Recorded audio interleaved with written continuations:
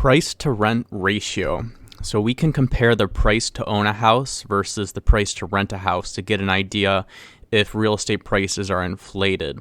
In 2008, this ratio would have shown how inflated or high the housing values were compared to rent.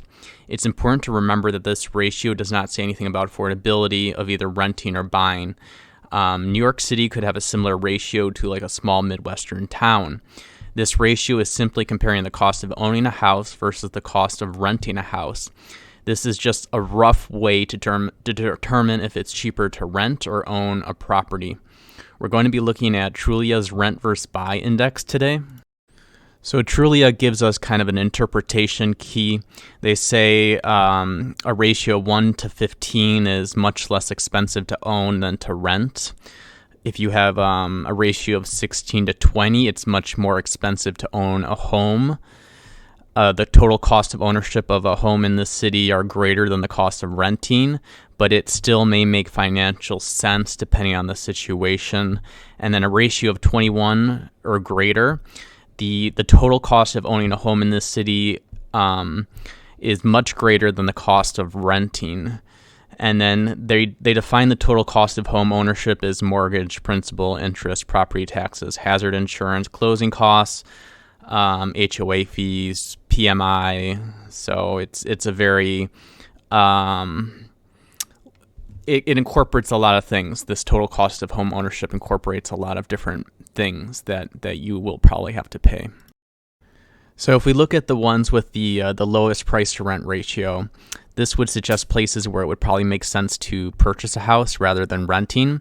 So the first one is Minneapolis. Then you have Arlington, Texas. Miami, Florida is particularly interesting because we've seen an explosion in real estate prices in Florida.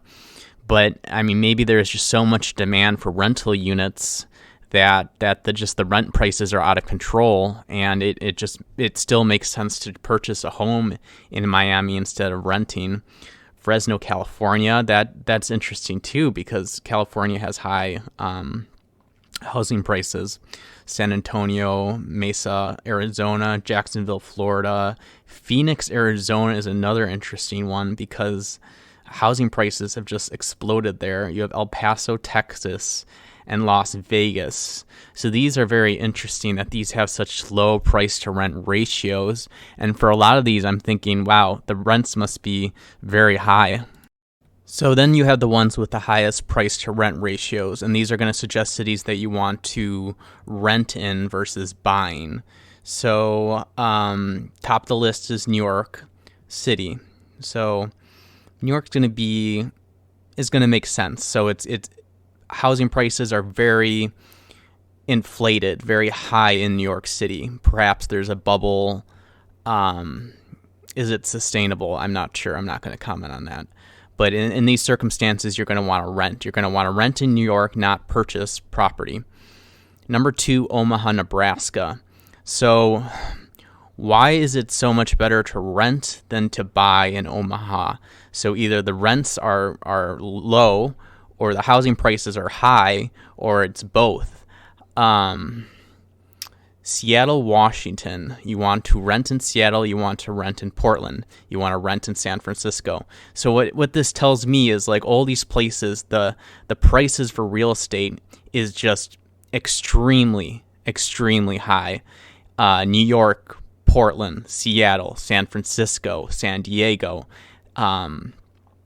So that could suggest a bubble. That could suggest these real estate prices are not sustainable. I don't know. The other way to look at this is that the rents are too low. But I would tend to think with these like an eastern city like New York, and then you have like the Northwest and the West. You have things like San Francisco, San Diego. I would say that the housing prices are way too high. They're way too high. And at least with this index, it's telling us that if you're in these places, you're going to want to rent. So it's interesting. Cleveland, Ohio is number 9. So you want to rent in Cleveland. So again, I mean, maybe it's just like really cheap to rent there. But again, the other way to look at it is the housing prices are just way too high.